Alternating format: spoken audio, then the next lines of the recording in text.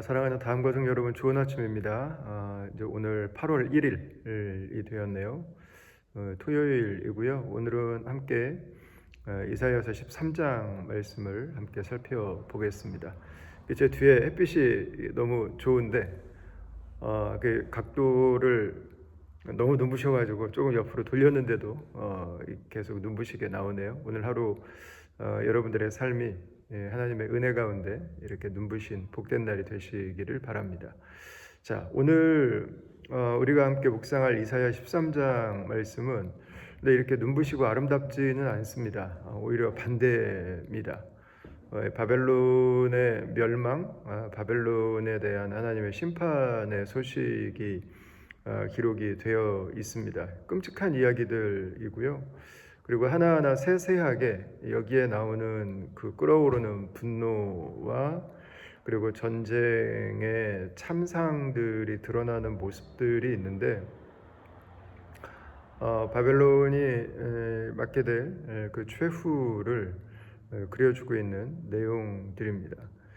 오늘 본문에 보면 하나님께서 이제 3절 말씀에 보시면 용사들을 불러서 어디서 불렀는지 나중에 이제 나오긴 하지만 하나님께서 기뻐하시는 자들을, 하나님이 원하시는 자들을 부르셔서 바벨론을 멸망하시기 위한, 무너뜨리기 위한 하나님의 계획을 지금 기록하고 있습니다.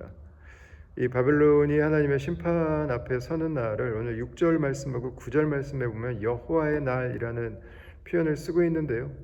이 선지자들이 즐겨서 사용하던 그런 표현 중에 하나입니다. 하나님이 임재하실 때, 하나님이 드러내실 때, 하나님께서 찾아오실 때 어떤 일이 일어나는가 하는 것을 보여주는 것입니다. 하나님께서 작정하신 날, 하나님께서 계획하신 날, 이제 그 날이 여호와의 날인 거죠. 그 날이 바벨론에게는 심판의 날이었습니다. 이들에게 심판이 찾아온 것은 이들의 죄 때문이었습니다.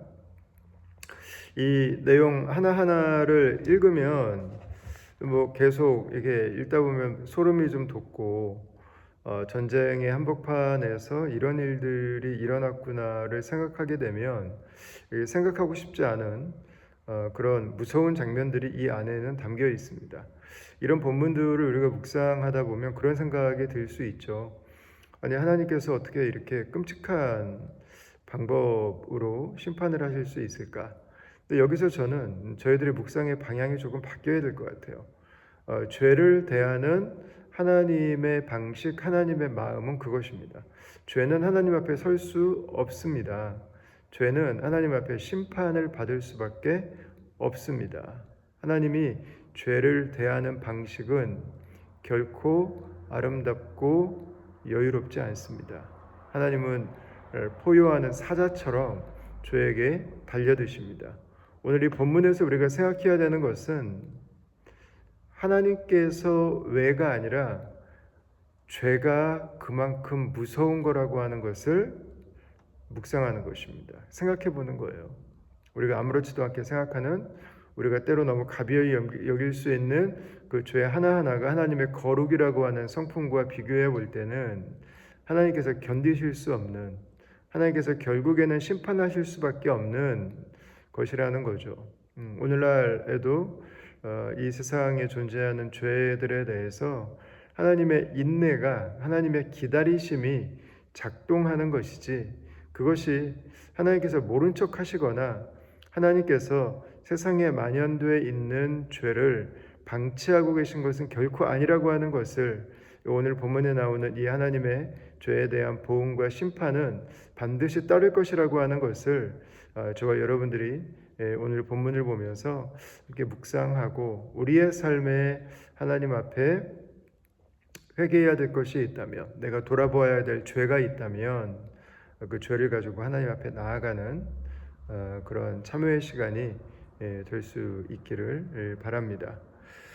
자, 그러면 오늘 본문에서 이 바벨론이 만나게 되는 바벨론의 어떤 모습 때문에 이 하나님의 심판을 이들이 경험하게 되었을까라고 한다면은요.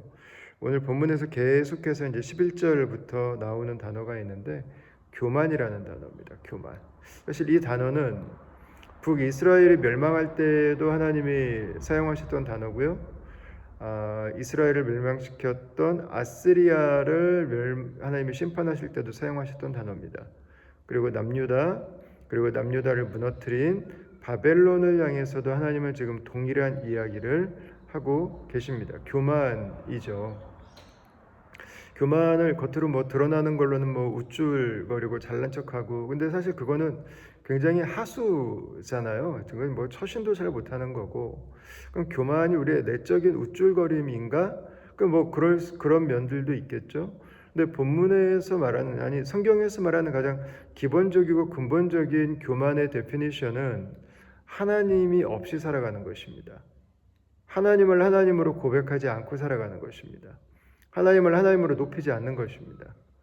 그 하나님의 자리에 내가 올라간 것처럼 살아가는 것입니다. 그 성경에서 말하는 교만은 영적인 거예요. 신학적인 거죠. 하나님 앞에서의 우리의 태도를 말하는 것이지 대인관계에서 누가 더 높나 낮나를 말하는 처신에 대한 이야기가 아니라고 하는 것입니다. 하나님은 하나님이 없이 살아가는 그 삶의 모습을 기뻐하지 않으시죠. 하나님 없이 살아가는 사람들이라면 누구나 이 하나님의 심판을 벗어날 수 없고 하나님의 심판을 피할 수 없다고 하는 것을 오늘 본문은 말씀하고 있는 것입니다. 17절, 18절 말씀에는 이 바벨론을 무너뜨리는 민족이 나오는데 메대 족속입니다. 메대 족속. 이제 바벨론이 오늘날 이라크고 이 바벨론을 무너뜨리는 족속이 메대인데 실제로 바벨론은 메대 파사 족속에 의해서 침공을 당하고 하루아침에 무너지게 되죠. 파사는 잘 아는 페르시아고요. 메대는 오늘날 용어로는 쿠르드 민족입니다. 그래서 페르시아, 이란과 쿠르드들이 두 민족이 연합을 해서 이 바벨론을 무너뜨리는, 그들을 몰락하게 되는 그 역사적인 실제 과정들, 상황들이 있는데 하나님께서 오늘 본문에 보면 그거를 예언하고 있는 것을 볼 수 있습니다. 하나님께서 이 심판을 완전히 이루시고 하나님께서 말씀하신 대로 그 일이 이루어진 것을 저희가 역사 속에서 보게 되죠. 하나님 말씀대로 이루어집니다. 자, 근데 여러분 오늘 저희가 이 말씀을 묵상하면서 한 가지 더 좀 살펴보았으면 하는 것은요. 여호와의 날에 대한 데피니션입니다. 이 여호와의 날이 심판의 날이에요. 대부분 다 심판의 날로 묘사를 합니다. 그러나 여호와의 날이 구원으로 다가오는 사람들도 있습니다. 여리고성은 하나님의 심판을 경험했지만 그 안에 있던 라합은 그의 가족은 구원을 경험했습니다. 하나님께서 주시는 이 하나님의 날에 대한 경고, 여호와의 날에 대한 이 메시지가 하나님 없이 살아가는 사람들, 하나님을 높이지 않는, 하나님을 하나님으로 고백하지 않는, 하나님을 내 삶에 인정하지 않는 그들에게는 심판의 날이지만 하나님의 은혜 안에 있는 자들에게는 이 여호와의 날은 구원의 날이라고 하는 거죠. 저와 여러분들은 함께 예수 그리스도 안에서 믿음을 가지고 살아갑니다. 저와 여러분들에게 주님이 다시 오시는 그날은 축제의 날이죠. 행복의 날이고 감사의 날입니다.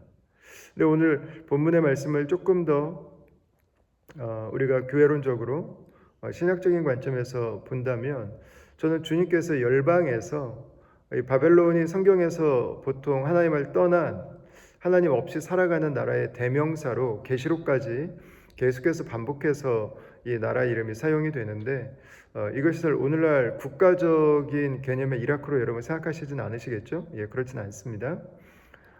그러나 이 바벨론을 하나님을 경외하지 않는 이 나라, 세상, 국가, 모든 사람들이라고 우리가 생각할 때 하나님은 여호와의 날을 지금도 기다리고 계시다는 것입니다. 그리스도께서 다시 오시는 그날을 기다리고 계시죠. 그리고 주님은 그날을 드러내기를 원하십니다. 그날을 선포하기를 원하십니다. 근데 주님은 그날을 심판하기 위해서 꾹꾹 참아가면서 기다리시는 게 아니고요. 저와 여러분처럼 그리스도 안에 살아가는 자들을 부르셔서 함께 우리가 하나님의 은혜를, 하나님의 기다림을, 하나님의 영원한 생명을, 그분의 나라 백성이 될 수 있음을 예수 그리스도 안에서 증거하면서 이 시간들을 보내게 주셨죠. 저와 여러분들에게 여호와의 날은 구원의 날입니다. 생명의 날입니다. 파티의 날입니다. 그러나 그 여호와의 날을 기쁨으로 기다리는 백성들이 전 세계 모든 곳에서 모여서 아직 여호와를 경외하지 않는 사람들에게 하나님의 구원과 하나님의 자비와 하나님의 인내와 그분의 성품을 증거하도록 하나님께서 이때를 저와 여러분들에게 주신 것입니다. 그것이 이 마지막 여호와의 날을 기다리는 세대의 교회 사명이고 저와 여러분들이 이 도시를 살아가는 이유가 될 것입니다. 오늘 하루도 하나님께서 저와 여러분들에게 주신 복된 날입니다.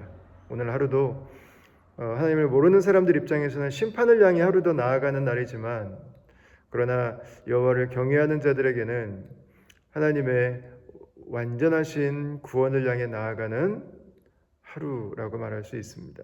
이 날은 우리가 지나가야 되는 날이 아니라 복음을 전할 수 있는 찬스죠.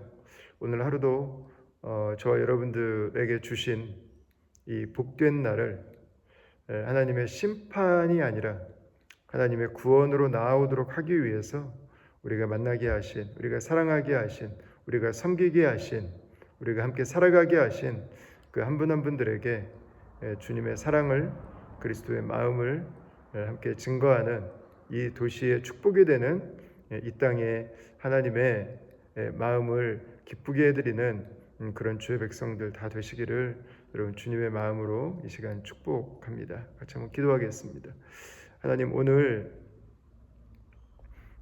바벨론의 심판에 대한 예언의 말씀을 묵상합니다. 무섭습니다. 끔찍합니다.